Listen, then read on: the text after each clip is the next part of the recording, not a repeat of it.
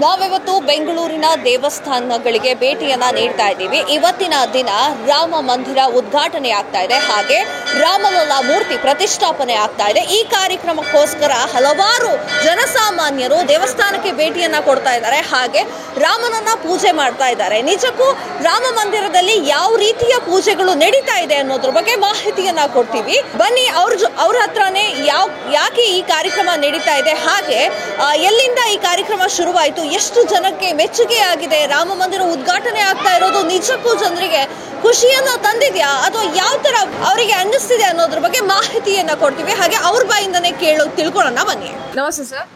ನಮಸ್ತೆ ಸರ್, ಇವತ್ತಿನ ದಿನ ಏನ್ ಹೇಳೋಕೆ ಇಷ್ಟಪಡ್ತೀರಾ? ಅಂದ್ರೆ ರಾಮ ಮಂದಿರ ಉದ್ಘಾಟನೆ ಆಗ್ತಾ ಇದೆ, ಅದರ ಬಗ್ಗೆ ಏನ್ ಹೇಳೋಕೆ ಇಷ್ಟಪಡ್ತೀರಾ?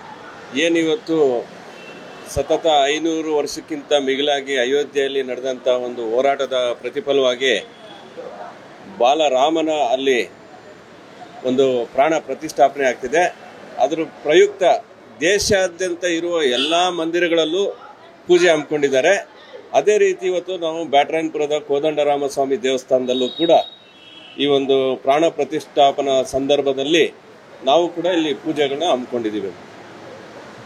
ಸರ್, ಮೊದಲು ಅಯೋಧ್ಯೆ ಒಂದು ಪುಟ್ಟ ಊರಾಗಿತ್ತು, ಈಗ ಅಭಿವೃದ್ಧಿಯತ್ತ ಸಾಗ್ತಾ ಇದೆ. ಇದ್ರ ಬಗ್ಗೆ ಏನ್ ಹೇಳೋಕೆ ಇಷ್ಟಪಡ್ತೀರಾ? ಅಭಿವೃದ್ಧಿಯ ಪಥದಲ್ಲಿ, ಯಾಕೆಂದ್ರೆ ಮುಂಚೆಯಿಂದಾನು ನಾವು ಗಮನಿಸಬೇಕಾಗಿರೋದು, ಎಲ್ಲೇ ಒಂದು ಮಂದಿರ ಅಂತ ಇದ್ರೆ ಏನಾಗುತ್ತೆ, ಸುತ್ತಲೂ ಮುತ್ತಲಲ್ಲಿ ಎಲ್ಲರೂ ಸೇರ್ತಿದ್ರು. ಮುಂಚೆಯಿಂದನೂ ಜಮಾನುಗಳಲ್ಲಿಂದನೂ ನಮ್ಮ ಕಲ್ಚರಲ್ಲಿ ಬಂದಿರೋಂಥ ಒಂದು ಮಂದಿರ ಇದ್ರೆ ಎಲ್ಲರೂ ಸೇರ್ತಾರೆ. ಆ ಸೇರಿದಾಗ ಏನಾಗುತ್ತೆ, ವ್ಯಾಪಾರ ವಹಿವಾಟು ಕೂಡ ಇಂಪ್ರೂವ್ ಆಗುತ್ತೆ. ಅದೇ ರೀತಿಯಲ್ಲಿ ಇವತ್ತು ಅಯೋಧ್ಯೆಯಲ್ಲಿ ಕೂಡ ಏನೊಂದು ರಾಮನ ಒಂದು ಅಯೋಧ್ಯೆಯಲ್ಲಿ ದೇವಸ್ಥಾನ ಭವ್ಯವಾದ ಮಂದಿರ ಬರ್ತಿದೆ ನೋಡಿ. ಅದರಿಂದ ಅಲ್ಲೇನಾಗಿದೆ, ಅಲ್ಲೂ ಕೂಡ ಇವತ್ತು ಆ ಒಂದು ಎಕಾನಮಿಕಲ್ ಸಿಗ್ನಿಫಿಕೆನ್ಸ್ ಕೂಡ ಬಂದಿದೆ ಅಂತ ಹೇಳ್ಬೇಕಾಗುತ್ತೆ. ಸರ್, ಶತಮಾನಗಳಿಂದ ಈ ಕ್ಷಣಕ್ಕೋಸ್ಕರ ಕಾಯ್ತಾ ಇರ್ತಾರೆ, ಅದ್ರ ಬಗ್ಗೆ ಏನ್ ಹೇಳೋಕೆ ಇಷ್ಟಪಡ್ತೀರಾ? ಶತಮಾನ ಅಂದರೆ ನೋಡಿ, ನಮ್ಮ ಭಾರತ ದೇಶದಲ್ಲಿ ಏನು ದ್ವಾಪರ ಯುಗದಲ್ಲಿ ಕೃಷ್ಣ ಇದ್ದಂಥದ್ದು, ತ್ರೇತಾಯುಗದಲ್ಲಿ ರಾಮ ಇದ್ದಂಥದ್ದು. ನಾವು ಇವತ್ತು ಕೂಡ ದ್ವಾಪರ ಯುಗಕ್ಕೆ ಹೋದರೆ ಕೃಷ್ಣ ದ್ವಾರಕೆಯಲ್ಲಿದ್ದರು, ದ್ವಾರಕೆ ಇವತ್ತು ಸಮುದ್ರದಲ್ಲಿ ಮುಳುಗೋಗಿದೆ ಅಂತ ಸಬ್ಮೆರೈನಲ್ಲಿ ಹೋಗಿ ಸೈಂಟಿಸ್ಟ್ ತೋರಿಸ್ತಿದ್ದಾರೆ. ಅದೇ ರೀತಿಯಲ್ಲಿ ಇಲ್ಲೂ ಕೂಡ ಆ ಸಮಯದಲ್ಲಿ ತ್ರೇತಾಯುಗದ ಸಮಯದಲ್ಲಿ ರಾಮ ಅಲ್ಲಿ ಜನಿಸಿದಂಥದ್ದು. ಅದನ್ನು ರಾಮಭದ್ರಾಚಾರ್ಯರು ಅನ್ನೋ ಒಬ್ಬರು ಇವರು ಸಂತರು ಹೇಳ್ತಾರೆ, ಅವ್ರಿಗೆ ಕಣ್ಣೇ ಇಲ್ಲ, ಅವರು ಹೇಳ್ತಾರೆ ಏನಂತ, ಇಂಥ ಸರಾಯು ನದಿಯಿಂದ ಇಷ್ಟು ದೂರದಲ್ಲಿ ರಾಮ ಜನಿಸಿದ್ದು ಅಂತ. ಸುಪ್ರೀಂ ಕೋರ್ಟ್ನ ಅದನ್ನೇ ಆಧಾರವಾಗಿ ಕೊಡ್ತಾರೆ.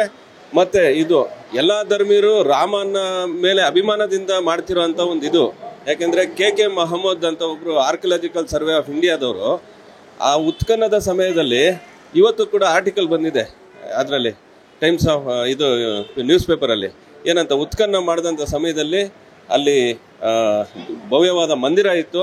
ಅದೇ ಮಂದಿರದ ಜಾಗದಲ್ಲೇನೆ ಇವತ್ತು ಸುಪ್ರೀಂ ಕೋರ್ಟ್ ಒಂದು ಆರ್ಡರ್ ಮೇಲೇನೆ ಇವತ್ತಲ್ಲೊಂದು ಭವ್ಯವಾದ ರಾಮ ಮಂದಿರ ಬಂದಿದೆ.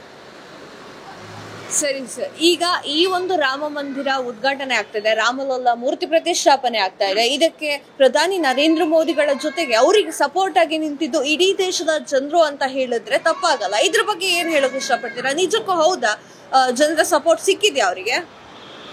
ತಾವು ತುಂಬಾ ಒಳ್ಳೆ ಪ್ರಶ್ನೆ ಕೇಳಿದ್ದೀರಿ. ಯಾಕೆಂದ್ರೆ ನಾವುಗಳೆಲ್ಲ ನಿಧಿ ಸಮರ್ಪಣಾ ಅಭಿಯಾನ ಅಂತ ಏನು ರಾಮ ಮಂದಿರ ಕಟ್ಟಬೇಕಾದ್ರೆ ಈ ದೇಶದಲ್ಲಿರೋ ಪ್ರತಿಯೊಬ್ಬರೂ ನಿಧಿ ಸಮರ್ಪಣೆ ಮಾಡಿದ್ದಾರೆ. ಯಾವುದೋ ಒಬ್ಬ ವ್ಯಕ್ತಿದಲ್ಲ, ಅದು ನಮ್ಮೆಲ್ಲರದು, ಈ ದೇಶದಲ್ಲಿರೋ ಎಲ್ಲ ಜನರದ್ದು ಆ ಭವ್ಯವಾದ ರಾಮ ಮಂದಿರ. ನಾವು ನಿಧಿ ಸಮರ್ಪಣಾ ಇದಕ್ಕೆ ಅಂತ ನಾವುಗಳೆಲ್ಲ ಊರಿನ ಗ್ರಾಮಸ್ಥರೆಲ್ಲ ಹೋದಾಗ ಏನು ಒಂದು ಧರ್ಮಕ್ಕೆ ಸೀಮಿತವಾಗಿರಲಿಲ್ಲ, ಎಲ್ಲ ಧರ್ಮದವರು ಆ ನಿಧಿ ಸಮರ್ಪಣೆ ಮಾಡಿದ್ದಾರೆ. ಇವನ್ ಕ್ರಿಶ್ಚಿಯನ್ರು ಮಾಡಿದ್ದಾರೆ, ಏನು ಮುಸ್ಲಿಂ ಸಮಾಜದವರು ಮಾಡಿದ್ದಾರೆ, ನಮ್ಮ ಹಿಂದೂಗಳ ಜೊತೆಗೆ ಅವರು ಕೂಡ ಅದಕ್ಕೆ ತಮ್ಮ ಒಂದು ಕೊಡುಗೆ ಕೊಟ್ಟಿದ್ದಾರೆ. ಆ ರಾಮ ಮಂದಿರ ಯಾರದೇ ಒಂದು ಧರ್ಮಕ್ಕೆ ಸೀಮಿತ, ಎಲ್ಲರಿಗೂ ಸೇರಿರುವಂಥದ್ದು, ಈ ದೇಶದ ಎಲ್ಲರಿಗೂ ಸೇರಿರುವಂಥದ್ದು. ಅಯೋಧ್ಯೆಯಲ್ಲಿ ನಿಜವಾಗ್ಲೂ ರಾಮಲಲ್ಲಾ ಮೂರ್ತಿ ಪ್ರತಿಷ್ಠಾಪನೆ ಆಗ್ತಾ ಇದೆ ಅಯೋಧ್ಯೆಯಲ್ಲಿ. ಆದರೆ ಇಡೀ ದೇಶದಾದ್ಯಂತ ರಾಮನ ಮಂದಿರಗಳಲ್ಲಾಗಿರಬಹುದು ಅಥವಾ ಅವರೇ ಅನ್ನದಾನವನ್ನ ಮಾಡ್ತಾ ಇರೋದು ಕೂಡ ಕಂಡು ಬರ್ತಾ ಇದೆ. ಇದ್ರ ಬಗ್ಗೆ ಏನ್ ಹೇಳಕ್ ಇಷ್ಟಪಡ್ತೀರಾ? ಜನರು ಇಷ್ಟೊಂದು ಸೇರ್ತಾ ಇದ್ದಾರೆ. ಇದು ರಾಮ ಎಲ್ಲರಿಗೂ ಸೇರಿದವನು ಅಂತ ಹೇಳುತ್ತೆ.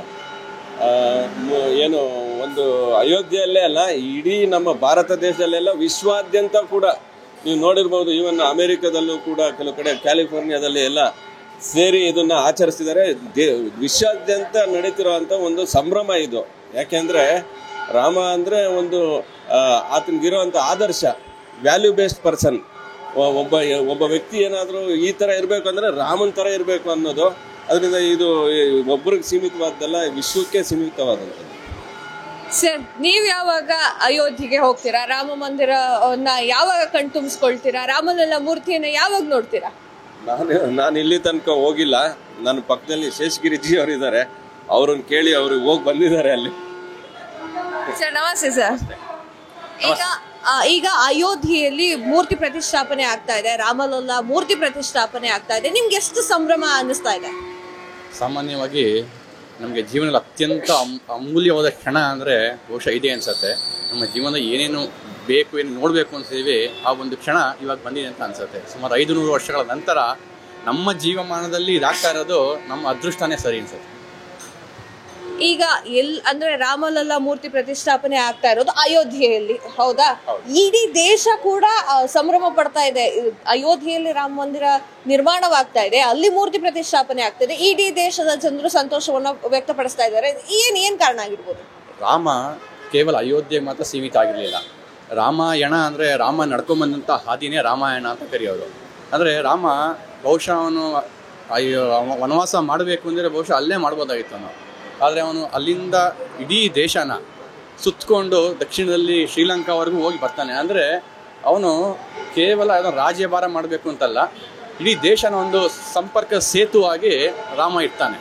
ಹಾಗಾಗಿ ರಾಮನ್ನ ಇಡೀ ದೇಶದಲ್ಲಿ ನೀವು ಯಾವುದೇ ಹಳ್ಳಿಗಳಿಗೆ, ಯಾವುದೇ ಊರಿಗೆ ಹೋಗಲಿ, ರಾಮಂದ ಯಾವುದೋ ಒಂದು ರಾಮಾಯಣದ ಒಂದು ರಾಮ ಇಲ್ಲಿ ಬಂದಿದ್ದ ಅಂತ ವಿಶ್ವಾಸದಿಂದ ಎಲ್ಲರೂ ಹೇಳ್ತಾರೆ. ಅಂದರೆ ರಾಮ ಇಡೀ ದೇಶನ ಜೋಡಿಸ್ತವನು.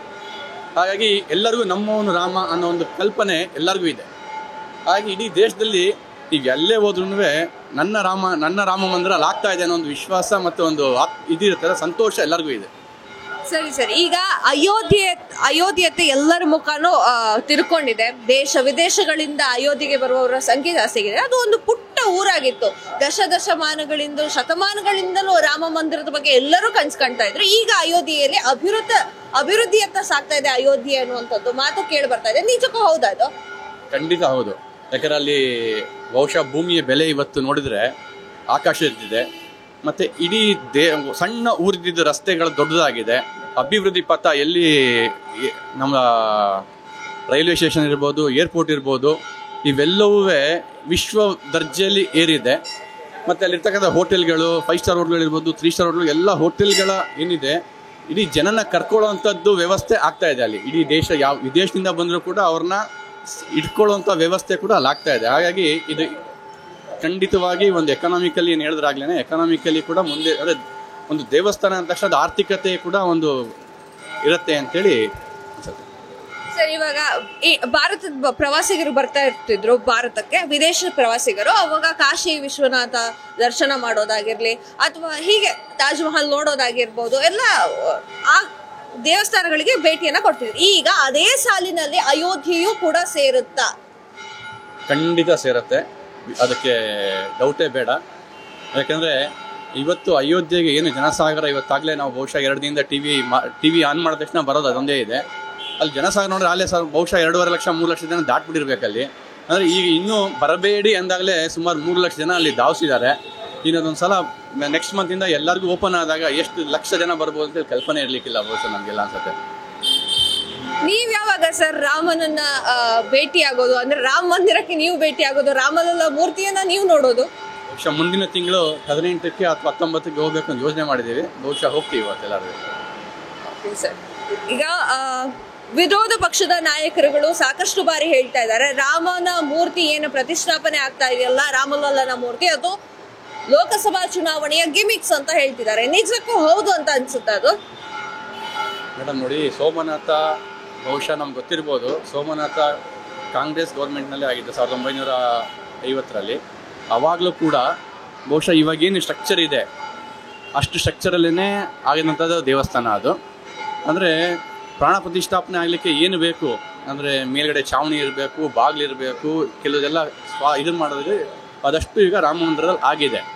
ಅದ ತಕ್ಷಣ ಆದ್ರೇ ಎಲ್ಲರಿಗೂ ಇವಾಗ ಕಾಯ್ತಾ ಇದ್ದಾರೆ. ಕಾತರದಿಂದ ಸುಮಾರು ವರ್ಷಗಳು ಕಾದಿದ್ದಾರೆ. ಸುಮಾರು ನಮ್ಗಂದ್ರೆ 2001 2021-24 3 ವರ್ಷ ಕಾಯ್ದೆ ಜನಕ್ಕೆ ಭಾಳ ಕಷ್ಟ ಅನ್ನಿಸ್ಬಿಟ್ಟಿದೆ. ಹಾಗಾಗಿ ರಾಮನೆಲ್ಲ ನೋಡಬೇಕು ಅಂತ ಎಲ್ಲರಿಗೂ ಆಸೆ ಇದೆ. ತಕ್ಷಣ ಮಾಡ್ತಿದ್ದಾರೆ ಅನ್ನೋದು ತಪ್ಪಿಲ್ಲ ಅನ್ಸುತ್ತೆ. ಸರ್, ನಿಮ್ಮ ಪ್ರಕಾರ ನೋಡಿ, ಇದು ಹೋರಾಟ, ನಿರಂತರ ಹೋರಾಟದ ಇದರಲ್ಲಿ ಆ ಒಂದು ಮಂದಿರ ಬಂದಿರುವಂಥದ್ದು. ಇಲ್ಲಿ ಯಾವುದೇ ರಾಜಕೀಯ ಇಲ್ಲ. ಯಾಕೆಂದರೆ ಸುಪ್ರೀಂ ಕೋರ್ಟು ಒಂದು ಆರ್ಡ್ರ್ ಮಾಡುತ್ತೆ ಕಟ್ರಪ್ಪ ಅಂತ. ಅಲ್ಲಿ ಇವತ್ತು ಆರ್ಟಿಕಲ್ ಓದಬೇಕಾದ್ರೆ ಕೆ ಮೊಹಮ್ಮದ್ ಅವ್ರ ಆರ್ಟಿಕಲ್ ಓದಬೇಕಾದ್ರೆ ಏನು ಎಕ್ಸ್ಕವೇಷನ್ ಉತ್ಖನನ ಮಾಡಬೇಕಾದ್ರೆ ಸುಮಾರು 25%ಗಿಂತ ಮಿಗಿಲಾಗಿ ಮುಸಲ್ಮಾನರು ಇವರಿದ್ರಂತೆ ಎಕ್ಸ್ಕವೇಷನ್ ಸಮಯದಲ್ಲಿ. ಅಂದರೆ ಇಲ್ಲಿ ಒಂದು ಯೂನಿಫಾರ್ಮ್ ಪಾಲಿಸಿ ಫಾಲೋ ಮಾಡೋಣ, ಇಲ್ಲಿ ಒನ್ ಸೈಡೆಡ್ ಏನೋ ಹಿಂದೂಗಳ ಪರವಾಗಿ ಕೊಡೋವಂಥದ್ದು ಅಂತ ಅಲ್ಲ. ಸೊ ಅಲ್ಲಿ ಏನಿದೆ ಅದನ್ನು ಮಾಡ್ತಿದ್ದಾರೆ. ಏನು ಫಸ್ಟ್ ಆ್ಯಂಡ್ ಫಾರ್ಮೋಸ್ಟ್ ಅಲ್ಲಿ ಒಂದು ದೇವಸ್ಥಾನ ಇದ್ದಿದ್ದು ಅನ್ನೋದು ಒಂದು ದೃಢ ಆಯಿತು. ನಂತರ ಒಂದು ದೇವಸ್ಥಾನ ಕಟ್ಟಿದ ಮೇಲೆ ಅದಕ್ಕೆ ಪ್ರಕ್ರಿಯೆಗಳಿರ್ತವೆ. ದೇವಸ್ಥಾನ ಕಟ್ಟಬೇಕಾದ್ರೆ ಜೀರ್ಣೋದ್ಧಾರ ಅಂತೆ, ಪೂಜೆ ಅಂತೆ, ಆ ಸಮಯ ಸಂದರ್ಭವಾಗಿ ನಡಿಬೇಕು, ಅದನ್ನ ನಡೆಸ್ತಿದ್ದಾರೆ. ಅದನ್ನ ಇಲ್ಲಿ ಯಾವುದೇ ಒಂದು ರಾಜಕೀಯ ಇಲ್ಲ. ಈವನ್ ನಮ್ಮ ಗ್ರಾಮದಲ್ಲೂ ಅಷ್ಟೇ ಎಲ್ಲ ಪಾರ್ಟಿಯವರು ಸೇರಿಕೊಂಡು ಎಲ್ಲ ಧರ್ಮದವ್ರು, ಅದು ಹೇಳ್ಬೇಕು ನಾವು, ನಮ್ಮ ಜೊತೆ ಇವನ್ ಕ್ರಿಶ್ಚಿಯನ್ರು ಮುಸಲ್ಮಾನರು ಕೂಡ ಇರ್ತಿದ್ರು. ಎಲ್ಲರೂ ಸೇರಿ ಮಾಡ್ತಿರೋಂಥದ್ದು. ಇಲ್ಲಿ ಯಾವುದೇ ರಾಜಕೀಯ ಇಲ್ಲ. ಕೊನೆಯದಾಗಿ ರಾಮನ ಭಕ್ತರಿಗೆ ಏನ್ ಹೇಳೋಕೆ ಇಷ್ಟಪಡ್ತೀರಾ? ರಾಮ ಆದರ್ಶ ಪುರುಷ. ನಾವು ಅವರನ್ನ ನಮ್ಮ ಜೀವನದಲ್ಲಿ ನಡೆಯೋ ಪ್ರತಿಯೊಂದು ಇದರಲ್ಲೂ ಅವರನ್ನ ಆಚರಣೆ ಮಾಡ್ಬೇಕಂತ ಹೇಳ್ತೀವಿ. ನಾವು ರಾಮನೊಬ್ಬನ ಆಚರಣೆ ಮಾಡಿದ್ರೆ ಬಹುಶಃ ನಮ್ಮ ದೇಶದ ಪರಿಸ್ಥಿತಿ ಭಾಳ ಉತ್ಕೃಷ್ಟ ಆಗುತ್ತೆ ಅಂತೇಳಿ ಹೇಳಿಕ್ಕೆ ಇಷ್ಟಪಡ್ತೀನಿ. ಪ್ರತಿಯೊಬ್ಬರೂ ರಾಮನ ಆದರ್ಶಗಳಲ್ಲಿ ಕನಿಷ್ಠ ಏನು ಸಾಧ್ಯವಾಗುತ್ತೋ ಅಷ್ಟನ್ನು ನಾವು ತಗೊಳ್ಬೇಕು, ನಾವು ಅಳವಡಿಸ್ಕೊಳ್ಳಿಕ್ಕೆ ಪ್ರಯತ್ನ ಮಾಡಬೇಕು ಅಂತೇಳಿ ನಿಮ್ಮ ಮಾತು ಹೇಳಿ. ನೋಡಿದ್ರಲ್ಲ ವೀಕ್ಷಕರೇ, ರಾಮ ಮಂದಿರ ಉದ್ಘಾಟನೆ ಆಗ್ತಿರುವಂತಹ ಈ ಸಂದರ್ಭದಲ್ಲಿ, ಅಂದ್ರೆ ಅಯೋಧ್ಯೆಯಲ್ಲಿ ಶ್ರೀರಾಮ ಮಂದಿರ ಉದ್ಘಾಟನೆ ಆಗ್ತಾ ಇದೆ, ರಾಮಲಲ್ಲ ಮೂರ್ತಿ ಪ್ರತಿಷ್ಠಾಪನೆ ಆಗ್ತಾ ಇದೆ. ಇದೇ ಸಮಯದಲ್ಲಿ ಜನಸಾಮಾನ್ಯರು ಅವರವರ ಊರಲ್ಲಿ ಎಷ್ಟು ಅದ್ಧೂರಿಯಾಗಿ ರಾಮನ ಜಪವನ್ನ ಮಾಡ್ತಿದ್ದಾರೆ. ಹಾಗೆ ರಾಮ ಮಂದಿರ ದೇವಸ್ಥಾನಗಳಲ್ಲಿ, ರಾಮನ ದೇವಸ್ಥಾನದಲ್ಲಿ ಎಷ್ಟು ಭಜನೆಗಳು ಹಾಗೆ ಕಾರ್ಯಕ್ರಮಗಳು ನಡೀತಾ ಇದೆ. ನಿಜಕ್ಕೂ ಅವರಿಗೆ ಖುಷಿ ತಂದಿರುವಂತಹ ವಿಚಾರವಾಗಿದೆ.